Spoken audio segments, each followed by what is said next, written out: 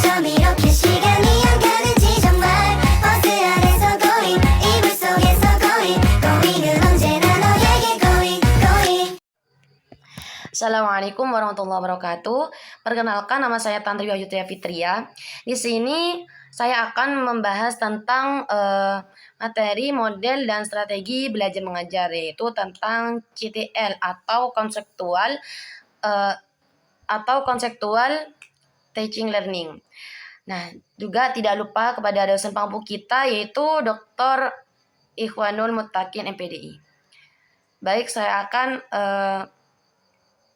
melanjutkan pemaparan materi tersebut.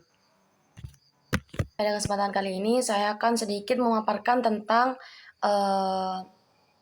pembelajaran, model, dan strategi belajar mengajar.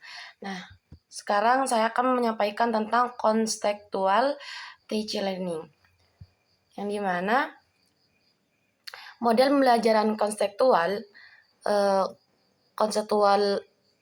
teaching and learning merupakan proses pembelajaran yang holistik bertujuan membantu siswa untuk memahami materi ajar dan mengklasifikasinya dengan konteks kehidupan siswa sehari-hari dan juga konteks pribadi sosial dan juga kultural, sehingga mereka berpengetahuan, berketerampilan yang dinamis, fleksibel untuk mengkonstruksi sendiri secara aktif, dan pemahamannya itu bisa diolah sendiri.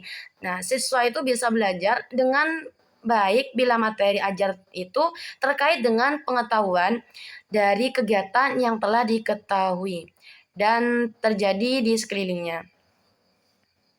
Dan juga pengertian CTL menurut Jackson yaitu sebuah proses pendidikan yang bertujuan untuk membantu siswa untuk melihat makna di dalam materi akademik yang mereka pelajari dengan menghubungkan subjek dan subjek akademik tersebut dalam konteks kehidupan sehari-hari, dalam konteks kehidupan keseharian mereka, dan juga konteks keadaan pribadinya, sosial, dan juga budaya. Lalu, tujuan pembelajaran CTL. Memotivasi peserta didik untuk memahami subjek yang mereka pelajari dengan menghubungkannya ke dalam situasi kehidupan nyata, sehingga mereka pun mempunyai pengetahuan atau keterampilan dalam merefleksi apa yang telah didapatkan untuk diaplikasikan ke permasalahan-permasalahan lainnya. Lalu menjelaskan kepada peserta didik bahwa belajar itu bukan hanya sekedar menghafal materi, nah melainkan juga harus memahami, juga mengembangkan minat dan juga menambah pengalaman belajar para peserta didik.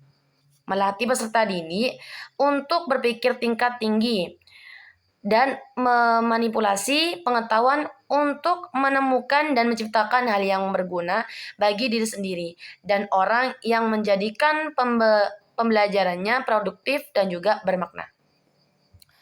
Lalu, komponen pembelajaran CTL.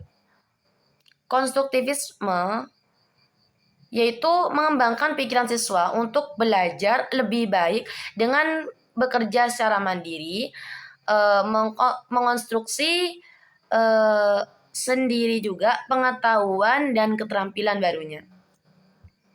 Lalu, menemukan inquiry, yaitu merupakan proses pembelajaran yang menekankan pada penemuan melalui pola berpikir secara melalui perpindahan proses dari pengamatan menjadi pemahaman. Siswa dapat belajar dengan keterampilan berpikir kritisnya. Dalam hal ini guru merencanakan situasi kondusif agar siswa belajar dengan prosedur mengenai masalah, menjawab pertanyaan, dan menggunakan prosedur penelitian, investasi, menyiapkan kerangka berpikir, hipotesis, dan penjelasan yang relevan dengan pengalaman pada dunia nyata. Dan lalu bertanya merupakan salah satu komponen juga yang dapat mengembangkan sifat ingin tahu siswa dengan dialog interaktif oleh keseluruhan unsur yang terlibat dalam proses belajar. Dengan demikian, pembelajaran jadi lebih hidup, berproses, dan hasil pembelajaran tersebut menjadi lebih luas dan juga mendalam. Dengan bertanya dan juga dapat mendorong siswa untuk selalu bersikap menolak suatu pendapat atau teori secara mentah yang kemudian memancing rasa ingin tahunya mereka dan mendalami berbagai teori dan dapat membuat siswa untuk mempelajari lebih jauh.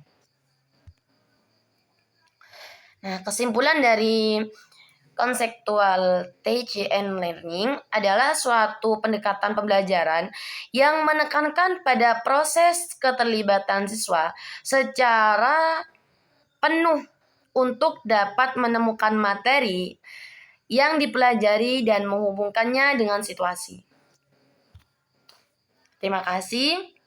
Cukup sekian presentasi yang saya sampaikan. Semoga bermanfaat. Saya akhiri. Wassalamualaikum warahmatullahi wabarakatuh. 버스 안에서 going 이불 속에서 going going은 언제나